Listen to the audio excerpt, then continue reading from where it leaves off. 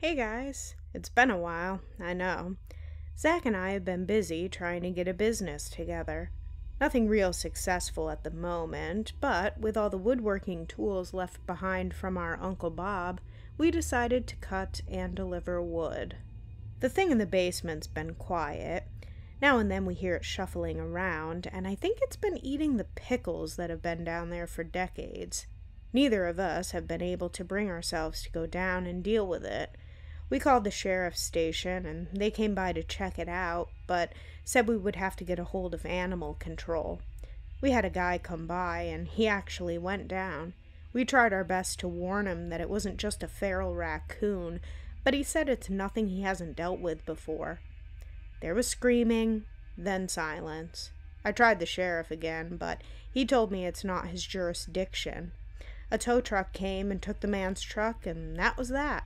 We don't know what to make of it, but it hasn't tried to escape or hurt us, and it's made a nice little home down there. Let sleeping dogs lie is what Uncle Bob has to say on the matter. Oh, right.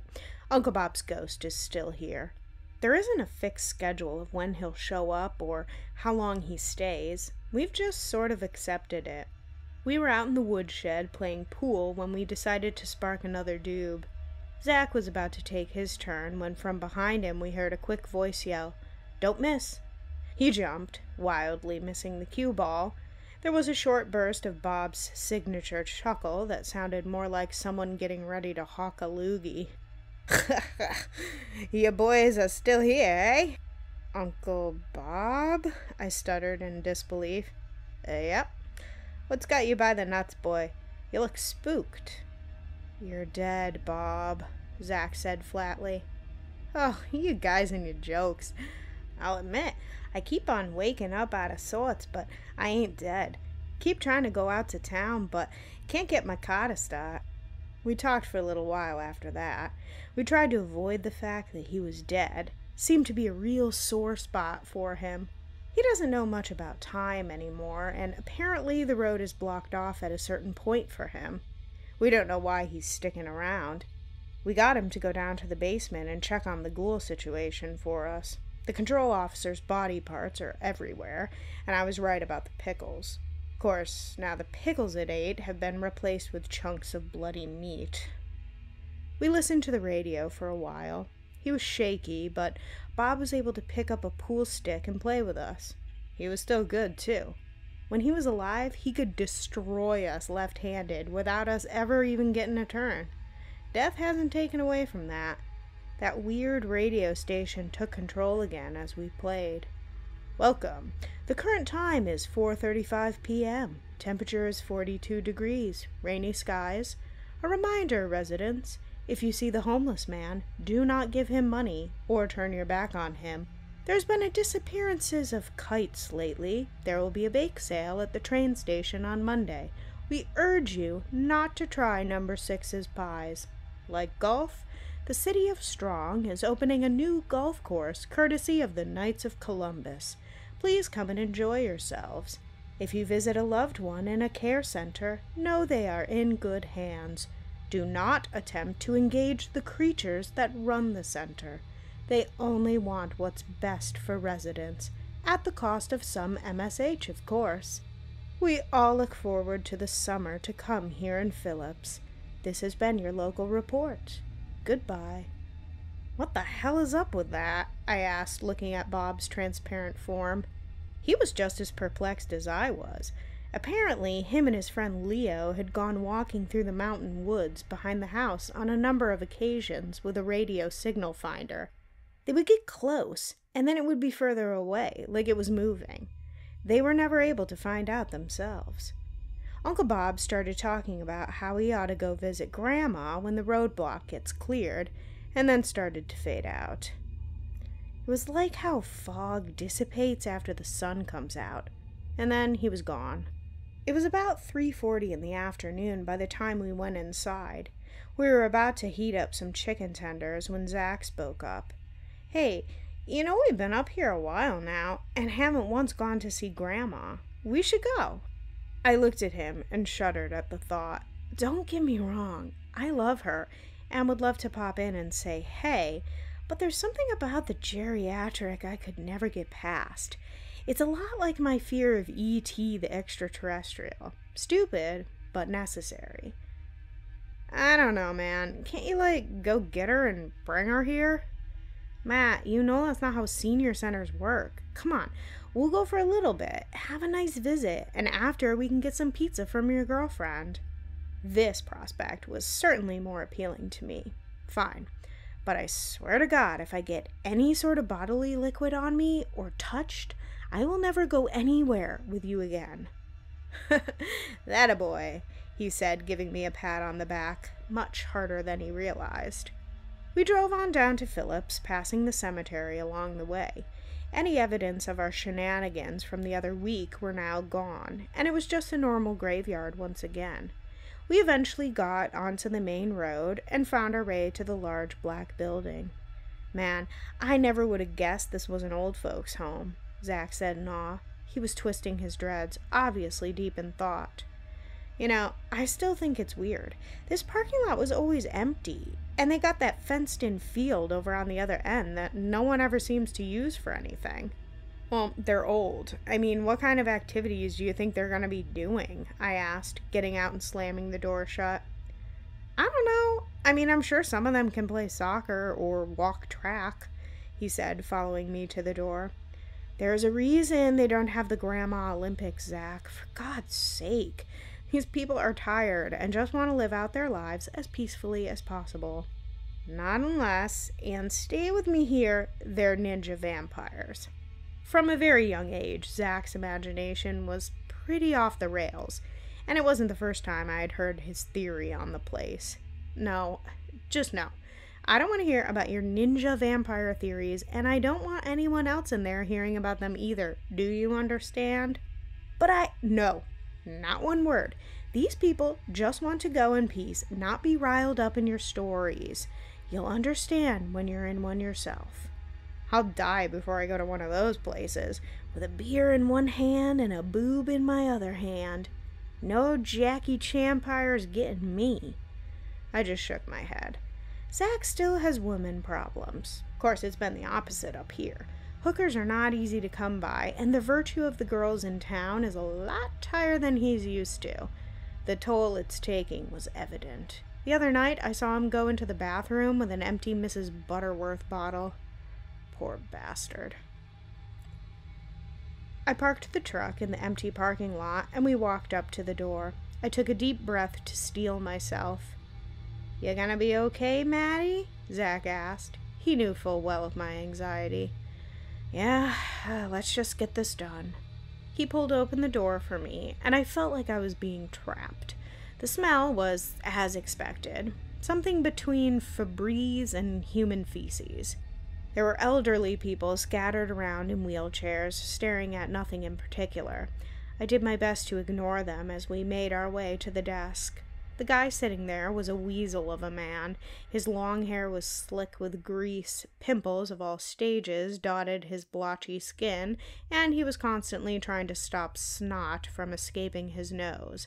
He was too occupied with the book he was reading, which was upside down, to notice us come in. Zach walked over and knocked loudly on the desk. The man jerked in surprise and dropped his book. An issue of Papa Bear's Monthly slipped out from behind the book. I won't go into detail what that was about. He looked up at us, adjusting his glasses, and stared at us for longer than necessary. Can I help you men? He asked us. Maybe. We're actually Daisy's grandsons. Daisy Redhill?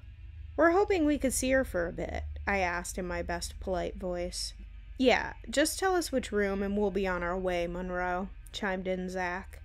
I found out later that was an old Mad Magazine reference. So random. Well, I suppose you can visit her for a little while. She's due for a blood test soon, though, so not for very long. He stood up, looking goofier than I first thought. His pant legs ended halfway down his calves, and the tops of them were so low they didn't even come close to touching his button-up shirt. There were sturdy-looking doors on both sides of the hall, and I couldn't see through the gated windows. The door has a lock with a passcode. The number is 3, 548. Your grandma's in room 114. Please keep it short, men," he said with another rub of his wet nose.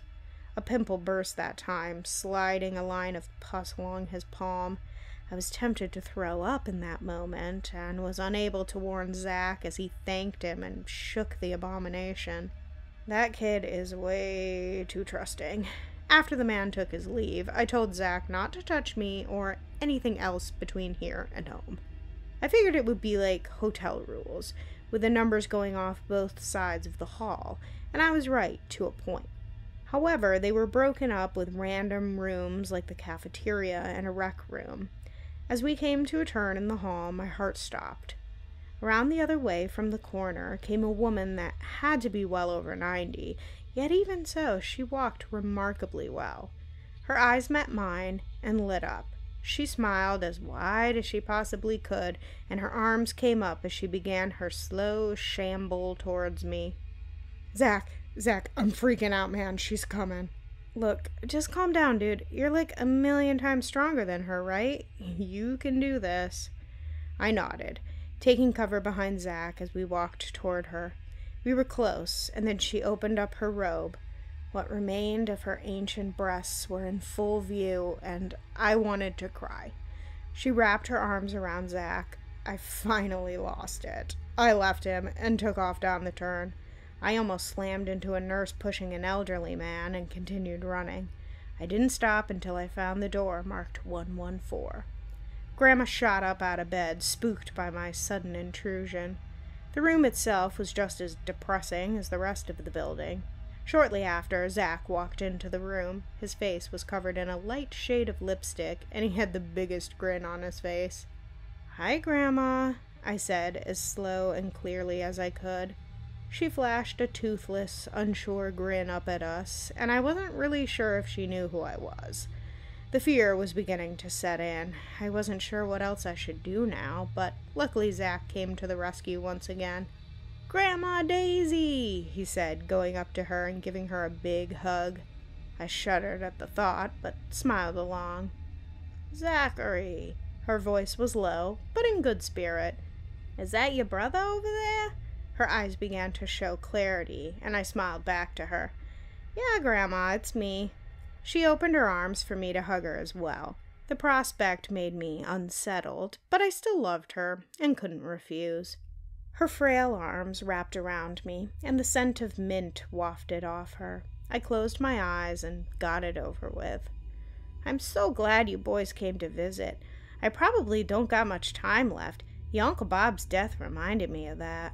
"Of course, we're sorry we haven't been by in so long. We just had a lot going on in our lives," Zach explained. "Oh, don't you go worrying about that. You boys have had it awful hard with your parents dying so young. All that matters is you're here now. Matthew, come over here." I took Zach's place on the bed next to her. She fiddled around with her watch. To our surprise, the face popped up and she removed a small medallion. On it was a red-colored hill in the shade of a setting sun. I had seen this before, but I couldn't remember where. "This belonged to your grandfather. It's our family symbol, and it is wicked important you keep it with you. Things haven't been right with the surrounding land for some time, long before you or me were born, and long after we're dead. Now that you're adults, it will be your job to protect this area from all that would see it burn. Promise me you boys will do this for me," she said, putting the medallion in my hand and squeezing it shut. I looked to Zach, and we both nodded to each other. "Sure, Grandma. We got things under control." "Oh, my boy, you do your family proud," she said, taking my hand to her lips. "So, do I get a cool pendant like Matt?" Zach asked. I could tell he was trying not to sound rude. "Of course you do. Didn't you get it from your Uncle Bob at his funeral?" No, not exactly, and his body kind of got eaten by a ghoul monster." "What? You mean you ain't got it? Well, you better go find it. That there's one of the keys to protecting this town." Just as I was about to explain the situation, there was a knock at the door. We turned to see Serena holding a small cardboard box. "Hey guys, I brought your breadsticks." "Breadsticks!" yelled Zach, his dreads flopping happily all over the place. "Breadsticks!" Grandma mirrored behind me. She was clearly in the mood for takeout. It was obvious now where he got it from. "Hi, Daisy," Serena said slowly. "I'm Serena. Do you remember me?" "Oh, Serena. Of course I do. Come over here and give me a hug, dear." She went over, and I admired how old bodies didn't affect her. We all began to talk about our days in the past when the same disgusting guy from the front opened the door. "Excuse me, men. I'm going to have to ask you to wrap it up. It's almost time for Daisy's treatment, and we wouldn't want to keep them waiting, would we?" The thought hit me, and I made a point to tell Serena to make sure she washed her hands after she got back. "Oh, if we gotta. Promise me you boys will come visit again soon. And you too, sweetheart," she said, looking over at Serena. "You got it, Grandma. It was great to see you again. We love you," Zach yelled as we began to mill back out the room and down the hall. The thought of talking to Melvin made me physically ill, but I just had to know. "You said she was getting a treatment? What for?" He sucked up a line of snot from his upper lip, then wiped his hand across it. "Well, sir, she has a form of pituitary cancer. It's nothing serious. She just needs to have a little something removed once in a while. Completely painless, I assure you." "What?" I asked, more to myself, but Zach was pulling me back outside. That didn't make any sense. If she has cancer, then why not just remove it completely? I pondered this some more as Serena said her goodbyes and made her way to her vehicle. Zach and I walked over to our truck and stopped in our tracks. On the driver's side of the ground was the same white-haired homeless man we ran into before. He was crouched in his stained underwear like an animal. He looked up to us, and his wrinkled eyes bored deep into mine. A hideous grin formed, revealing bright white teeth, which were all there now. The previous missing ones seemed to have just grown back. A loud fart escaped the man as he cackled and reached in. I was ready to dive behind the truck, but he slapped the brown mess to the ground and formed a circle around himself. He hopped out with way more grace than a man in heels should be capable of, and formed an arrow pointing up with a circle around it. I understood what it was now, our family symbol. We both stared on as he began to scamper off on all fours. "Seriously, why?" I asked in complete disbelief. I knew there would be no answer, but the whole thing was just mind-boggling. "At least he didn't throw it at you this time. He didn't even bite you either." That's true. To be honest, I'm really surprised my hand's not infected." "So what now?" Zach asked. "Well, we did our good deed for the day. I suppose we just go home and see if Bob's around. I could go for a drink." "Hell yeah, dude. I'm with you there." I was just a few seconds away from turning around when I heard it. A rapid tapping coming from behind me like that of a dog. It was quickly closing the gap. "Matt, behind you!" Zach yelled, but it was too late. I could feel the musty breath of the old man on my ear as his arms wrapped around mine and legs locked firmly around my waist. "You think your grandmother is safe in there, boy? No. They're gonna jam a nice long needle into her skull again and again until it's all dried up. Then they'll rip it out of her. They inject you with it when you're born and rip it out when you're old and worn. 80 years it takes to grow, and then in there the creatures sew. They're gonna cut her up real good. Don't believe me? Check the clinic records," he whispered into my ear. His tongue slid out and caressed the top. "Get the fuck off him, Gollum!" yelled Zach. He ran over, but before he could get his hands on him, the bum reared his head back and took a chunk of skin out of my shoulder. "Ah, really? The first time wasn't enough?" I yelled as I turned. He leapt off me and with a gymnastic finesse did a handful of backflips toward the hedges on the side of the building. Zach ran to beat the rest of the crap out of him, but with a final leap he disappeared into the shrubs. He looked around, but came up empty-handed. I could feel the trickle of my blood as it pumped down my back. "How bad is it, man?" Zach walked over and inspected it for a moment. "He got you good," he said with a chuckle. "This is funny to you? Why am I the only one? You're bigger than me. You have more meat on you." "Guess I'm just not that sweet. Honestly, we should probably go to the hospital this time. Pretty sure that's gonna need stitches." We switched places and he drove to the clinic.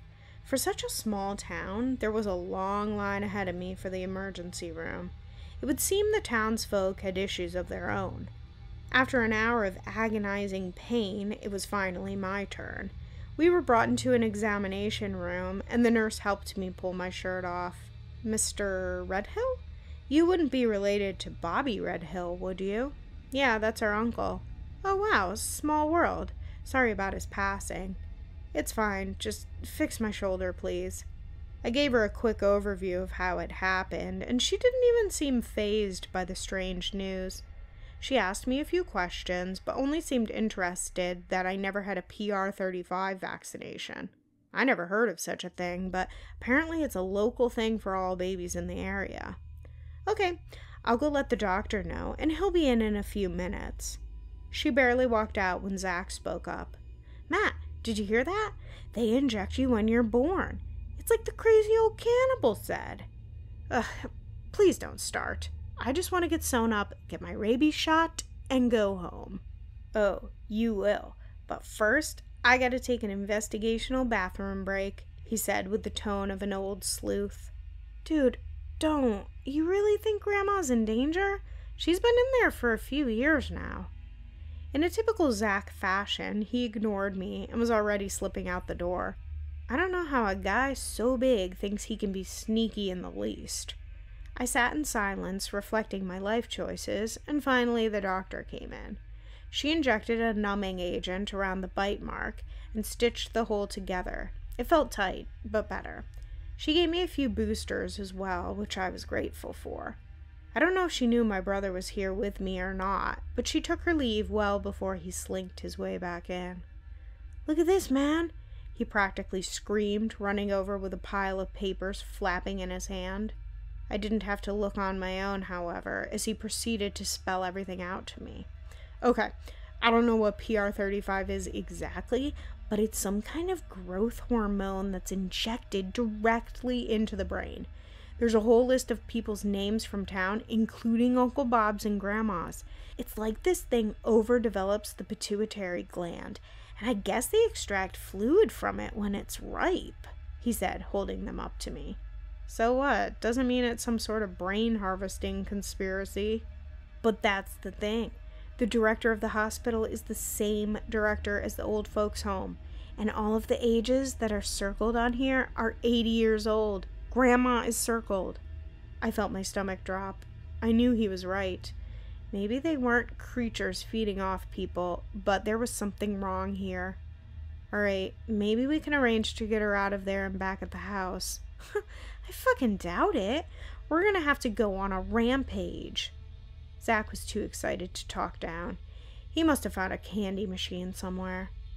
"To the Redhill mobile!" he yelled and proceeded to rush through the clinic. I followed, trying to avoid the looks from everyone around. He pulled out of the parking lot and squealed the tires down the road. The drive back to the old folks' home was a quiet one on my part. I could tell how excited Zach was, as he seemed to bounce in his seat with a grin like that of a beast. "Listen, Zach, I know how pumped you are about this, but we can't just run in there and start dismembering people. You will go to jail and probably take me with you." "Come on, Matt. You really think that's what I plan on doing?" There'd need to be people to do that." "I'm serious, man. Think of all the other times our lives got screwed up. We've only been here for, what, a couple weeks? I know there's a lot of messed up shit going on here, but these people aren't vampires." "Geez, of course they're not. They're not feeding on the blood of the living. They're feeding off the brain liquid of the nearly dead. Grampires! I laughed hard at this, then forced myself to be serious. Zach parked a quarter of a mile away behind the brick building. As I said, we'd been doing a lot of tree cutting the past week or so and kept our tools in the back of the truck. We got out and he immediately pulled out the hatchet. My common sense was screaming at me to beat his ass and take us home, but I knew something wasn't right with this place, and if our grandma was in danger, I wasn't going to take the chance. I pulled out the machete we used for smaller branches. Just promise me you won't go psycho until we know what's going on. Please? I asked, looking over to him. He nodded, but I could tell he was a powder keg. You usually know what's best, but if shit does go down, I'm showing them no mercy. That's fine. If it seems like we or Grandma is in danger, you have my permission to take out as many bedpampires as you want. I was never as funny as him, and it was these moments that defined that. The sun came down on the parking lot, and much like before, it was still empty. Everything felt wrong, including the sound of Zach humming the Terminator theme beside me. I sighed and walked toward the door. Zach stopped me. That's what they're going to expect. Let's find another way in. If we were carrying weapons into a senior center, we might as well add breaking and entering to the list too. We slipped around the side, and window by window we looked for another point of entry. Each had a resident in them, and to my horror, the woman who flashed me earlier was in front of my face. I dug my fingernails into my palms, nearly breaking the skin. It was all I could do not to scream. Eventually, we found Grandma's room. We opened the window, and Zach pushed me up through it and pulled himself in after. The bedroom itself was empty. See? I told you. They got Grandma. Shh. Be quiet, you bonehead. We'll find her. We just gotta look around. You don't be quiet on a rampage. That's our Grandma, dude. He proceeded to kick open the door to the hallway, which was dark and quiet. I assumed everyone must have been in bed already. He ran down the hall to the front, and I followed after him, where a man wearing a dark turtleneck and pants stepped around the corner. He was obviously a different front man, as his name tag read Satoshi. "Who are you?" he demanded. "We're the guys that are going to kick your ass," Zach roared back. I began to feel regret creep in, and that was quickly ended when the man in front of us began to visibly change. His skin stretched around thick cords of muscle, and veins began popping out all over. His teeth became longer, and his now yellow eyes bulged out of his skull. Long nails pushed through the fingers, and perhaps worst of all, squelch. Zach just slammed the hatchet into the thing's shoulder. It screamed in pain as it backflipped toward the front door and proceeded to pull the tool out of its skin, dropping it with a clang to the floor. Blue blood shot out in spurts from the slit all over the floor that instantly made the smell of bad cabbage fill the room. "You see? I fucking told you! Ninja vampires!" he yelled to me. Zach made to charge again, but he was grabbed by his throat and slammed hard into the wall. Plaster caved in around his form as he tried and failed to punch the thing in the chest. "You didn't even wait till I was done. How rude," it bellowed in a deep, gruff voice. "I don't know what you mean by breaking in here with these weapons, but I'm going to make sure you don't hurt anyone again." The creature's muscles coiled and tightened as he reeled his clawed hand back. Just before he was able to send it through Zach's face, I swung the machete into the back of its neck, bringing a blue shower of bad-smelling blood across the both of us. "Rampage!" I yelled as I brought the blade down again and again, until finally the monster's head dropped to the ground, his body with it. Zach gulped in as much air as he could, the red handprint already visible around his neck. He was going to have a bruise tomorrow. "You know, I really, really hate it when you're right," I said, clapping my hand on his arm. "Keeps you humble," he croaked out. "Let's go find her." We started our way down the hall when all the doors began opening. Despair made its way into my gut as I assumed more of them would be coming at us. It was just as bad.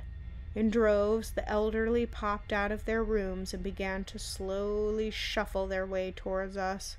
I raised my machete, but Zach stopped me. "Just chill, man. These are normal people, just like you and me. We don't want to hurt them." I reluctantly agreed, but had to keep a scream from ripping out of my throat as the old woman from earlier popped out of the mob and began to lead the pack. I raised my machete once more, but Zach simply stepped up and pulled a large joint out of his pocket. He lit it and blew the smoke towards the woman's face as he came into reach. The group of old folks stopped for a moment, then all began to smile. It was deeply unsettling to me, but with that, he threw the joint off to the side behind us, where the group proceeded to follow, the old woman stopping to kiss him deeply. "Oh God, this is fucked," I said, standing there in the ridiculous situation that was unfolding around me.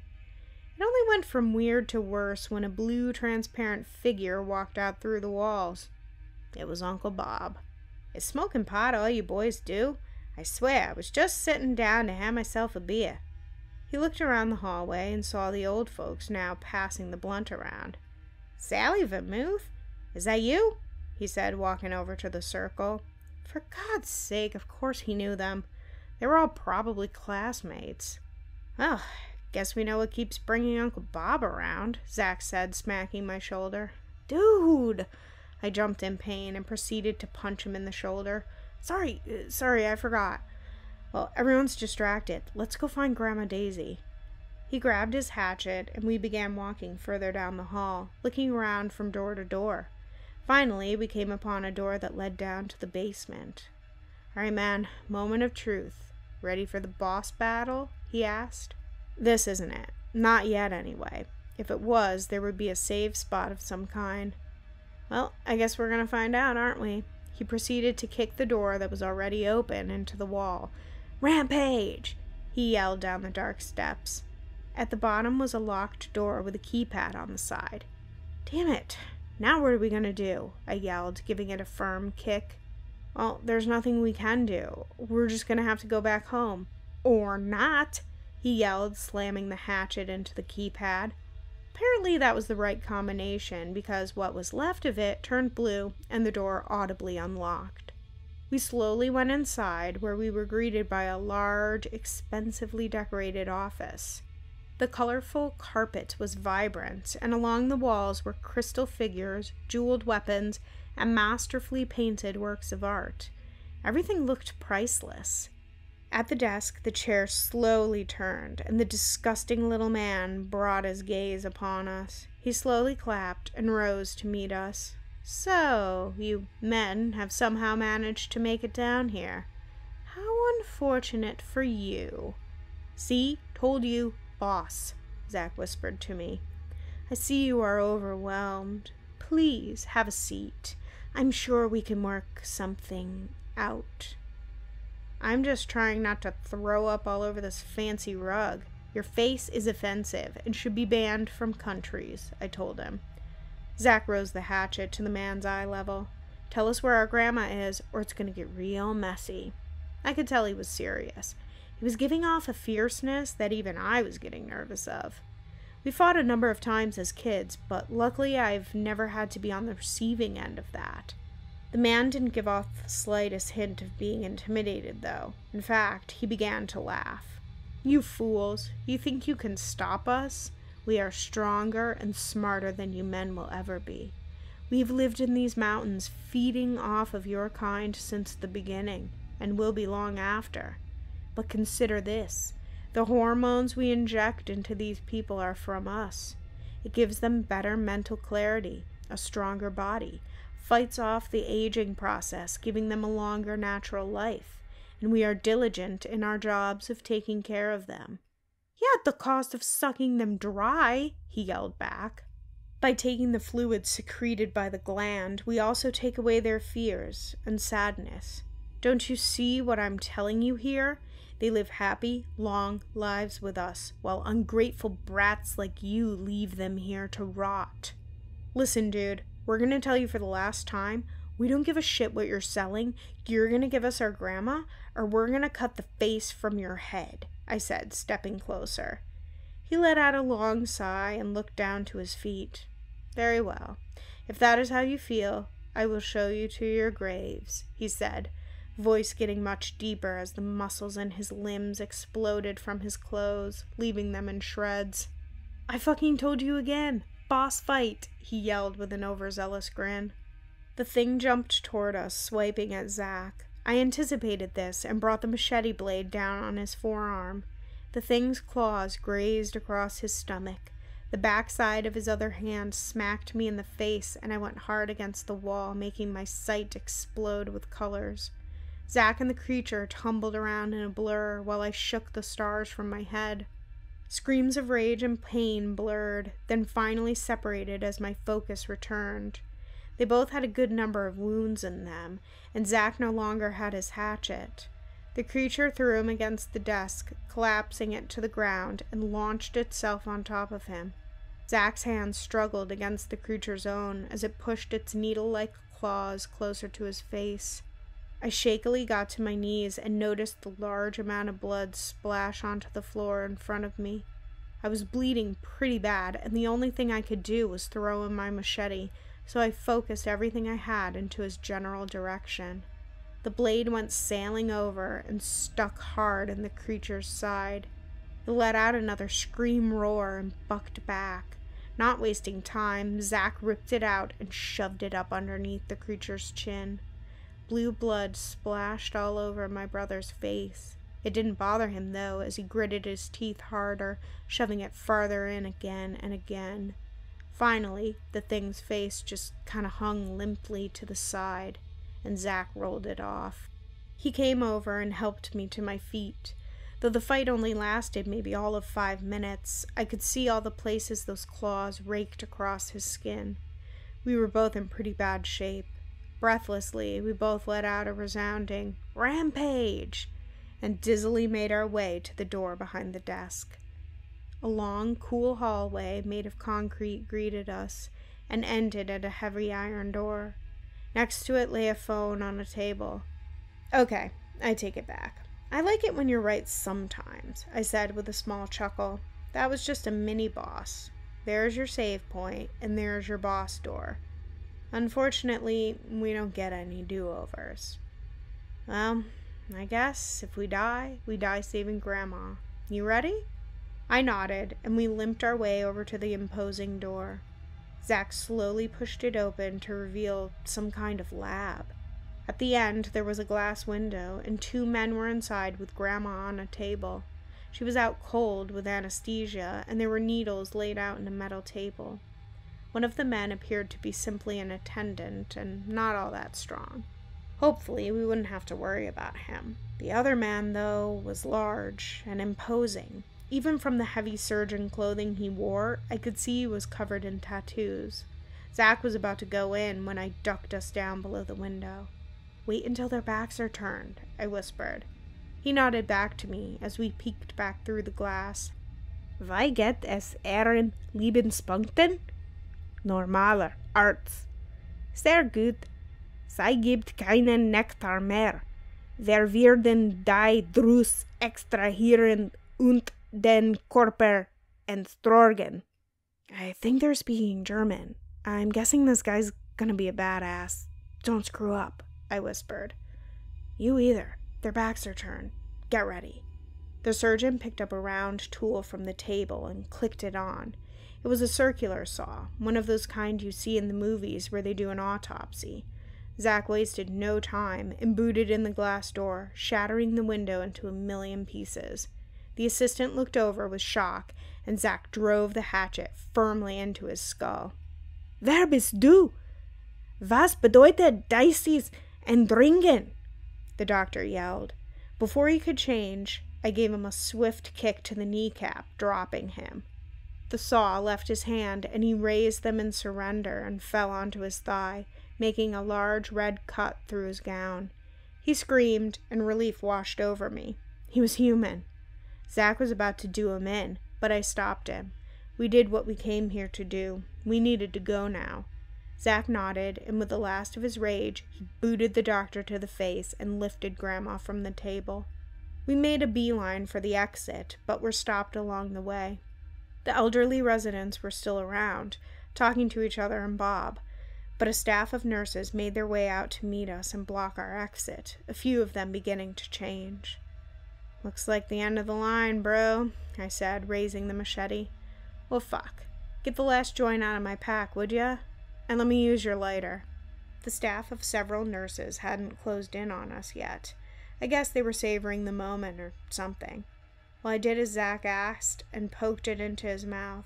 Pulling the lighter out of my pocket, the medallion Grandma gave me earlier rolled out onto the floor in front of them, and they seemed to be scared of it.